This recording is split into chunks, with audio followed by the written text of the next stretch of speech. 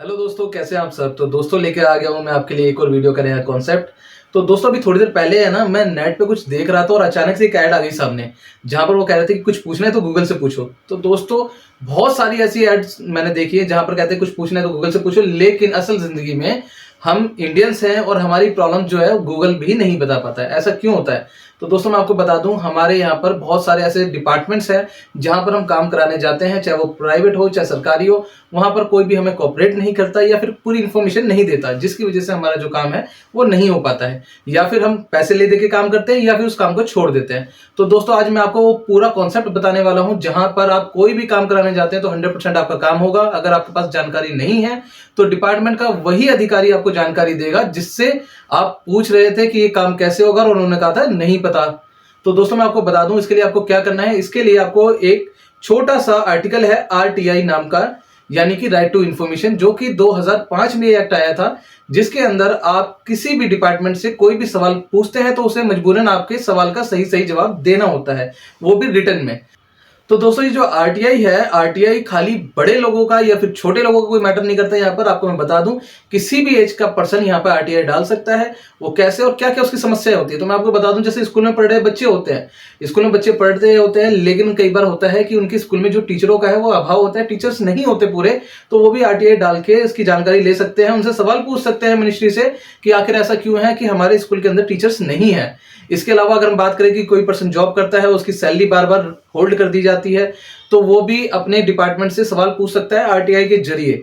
कई बार ऐसा होता है कि हमने राशन कार्ड बनवाया, वोटर आईडी कार्ड बनवाया, लाइसेंस बनवाया, पैन कार्ड बनवाया, प्रॉपर्टी की रजिस्ट्रेशन कराई, एमसीडी में मैप अप्रूवल के लिए डाला, कुछ भी एक्स वाई जेड, कुछ भी कैसा भी सवाल हो, हर एक सवाल का आपको जवाब यहां पर मिलेगा। क्योंकि दोस्तों मैं आपको बताने वाला हूं वो एक ऑल इन वन तरीका, जहां पर आप एक बार में ही कोई भी सवाल पूछकर उसका जवाब पा सकते हैं, पूरी जानकारी पा सकते हैं। तो दोस्तों मैं आपको बता दूं, कैसा भी सवाल हो, कोई भी सवाल हो, अगर आपको कोई भी कंफ्यूजन हो तो आप कमेंट में जाइए, मुझे कमेंट सेक्शन में कमेंट कीजिए, मैं आपको रिप्लाई करूंगा। कि अगर आपको वो डिपार्टमेंट का नाम नहीं मिलता है तो मैं आपको वो डिपार्टमेंट का नाम और एड्रेस जो है श्योरिटी के साथ दिलाऊंगा, ताकि आप आरटीआई डाल के अपने सवालों का जवाब पा सके। तो चलिए दोस्तों शुरू करते हैं आरटीआई डालने का सफर अपना। तो दोस्तों आरटीआई डालने के लिए सबसे पहले हमें गूगल पर आ जाना है और यहाँ पर टाइप कर देना है आरटीआई ऑनलाइन। तो आपका ये पहला ऑप्शन आ गया है, इस पे हमें क्लिक कर लेना है rti.online.gov.in पर। और ये हमारे सामने पेज खुलकर आ चुका है सामने। तो पहले तो हम यहाँ से ये आजादी का महोत्सव की जो एडवर्टाइजमेंट है इसे हटाएंगे और यहाँ पर आ गया है click here for submit request. तो दोस्तों मैं आपको बता दूं कि इसके अंदर, जैसे मैंने आपको स्टार्टिंग में बताया था कि इसके अंदर आपको सारे सवालों के जवाब मिलने वाले हैं। तो पहले आप ये देख लीजिए, इसकी कुछ गाइडलाइंस है, अगर आप पढ़ना चाहें तो वेल एंड गुड है, अगर नहीं पढ़ना चाहते तो कोई बात नहीं, आप इसे स्किप कर सकते हैं। हाँ, लेकिन मैं आपको कुछ चीजें बताना चाहता हूं। यहाँ पर आप किसी भी डिपार्टमेंट से लेकर कोई भी इंफॉर्मेशन, कोई भी सवाल जवाब कर सकते हैं, लेकिन दोस्तों मैं आपको बता दूं यहाँ पर कोई कंप्लेंट नहीं कर सकते। आपको सिर्फ और सिर्फ उसका आंसर मिलेगा, यानी कि सवाल और उसके जवाब, बस। इसके अलावा कोई भी अगर ऐसा पर्सन है जो कहते हैं कि हमारे देश की सिक्योरिटी से रिलेटेड है, तो उसका जवाब जो है ये यहां से नहीं देने वाले। तो याद रखें कि ऐसे सवाल पूछे कि जो कि हमारे देश की सिक्योरिटी या फिर सिक्योरिटी से संबंधित कोई सवाल ऐसे ना हो कि जो कि बाहर आने पे या उनका आंसर देने पर सरकार को या हमारे देश को नुकसान हो सकता है। तो ऐसे सवालों का आपको यहाँ पर जवाब नहीं मिलने वाला है। तो हम आई हैव पर क्लिक करके सबमिट कर देंगे। सबमिट करने के बाद हमारे सामने ये ऑप्शन खुल के आ जाएगा सामने। तो आपको सबसे पहले मैं इसके कुछ फॉर्मेट समझाना चाहता हूं।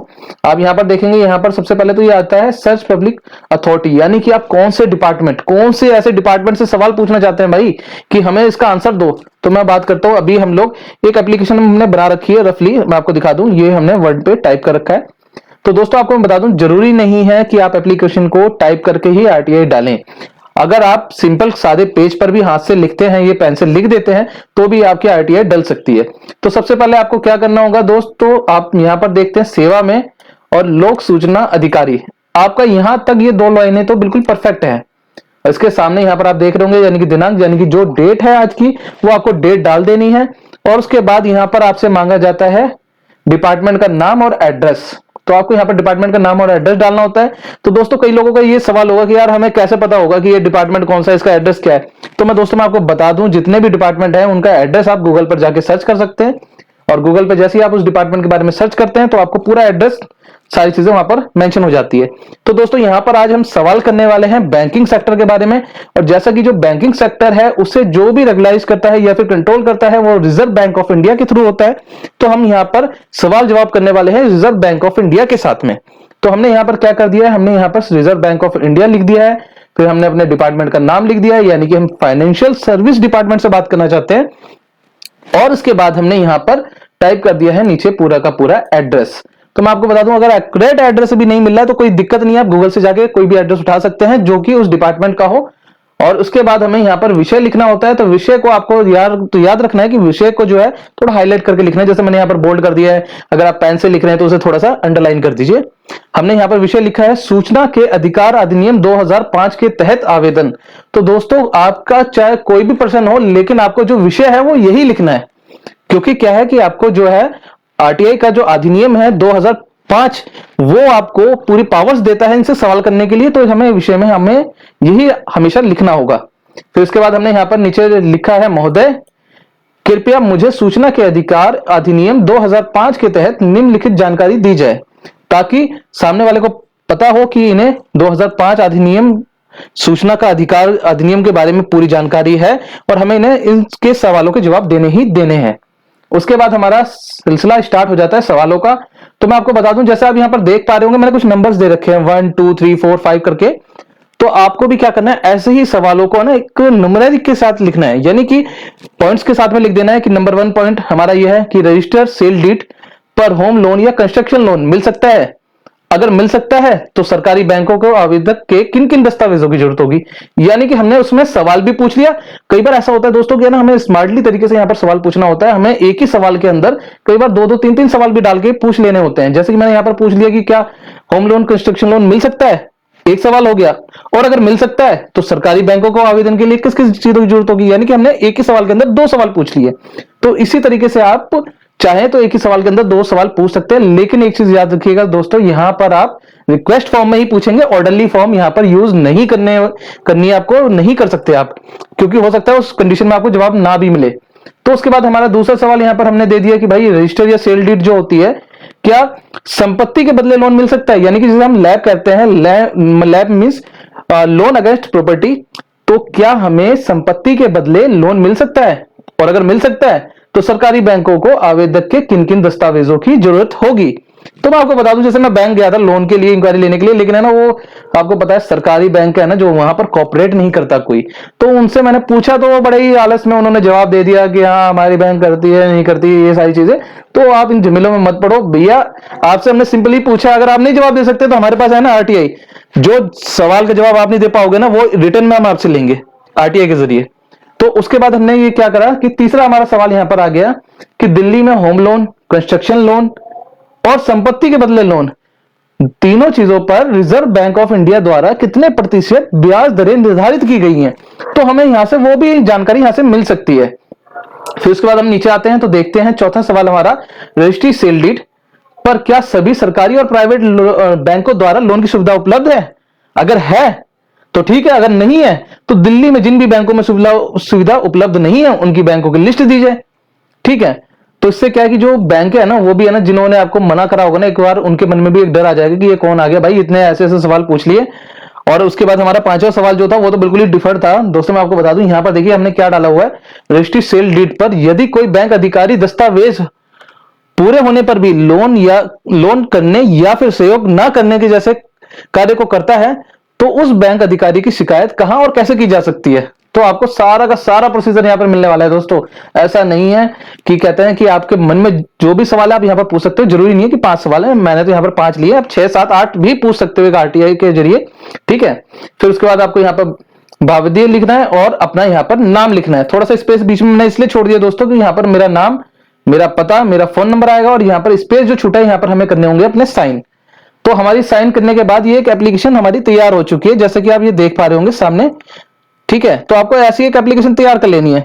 तो ज्यादातर क्या होता है एप्लीकेशन तैयार करके हम लोग क्या करते हैं पोस्ट के जरिए भेजते हैं, या फिर कहते हैं कि जो पोस्ट कार्ड होता है 10 रुपए का वो खरीद के हम आरटीआई डालते हैं। तो दोस्तों मैं आपको बता दूं एप्लीकेशन तो ऐसे ही लिख लो, लेकिन आरटीआई जो डालनी है वो ऑनलाइन डालनी है। उसका एक रीजन है, क्योंकि जब आप पोस्ट के जरिए आप भेजते हैं ना तो करीबन आपको 1 महीना लग जाता है और कई बार कहते हैं ना 1 महीने से भी ऊपर का टाइम लग जाता है, क्योंकि पोस्ट को पहुंचते पहुंचते बहुत समय लग जाता है। लेकिन जब आप ऑनलाइन इसकी रिक्वेस्ट डालते हैं तो इंस्टेंट ये जो है इलेक्ट्रॉनिक तरीके से वहां पर तुरंत हिट कर जाती है, और उसके बाद उनके पास शायद 7 या 8 दिन के अंदर जवाब भी आ जाता है। कई बार हो सकता है कि 10 दिन भी लग जाए, लेकिन जो पोस्ट ऑर्डर वाला सिस्टम है उससे बहुत जल्दी हो जाता है काम।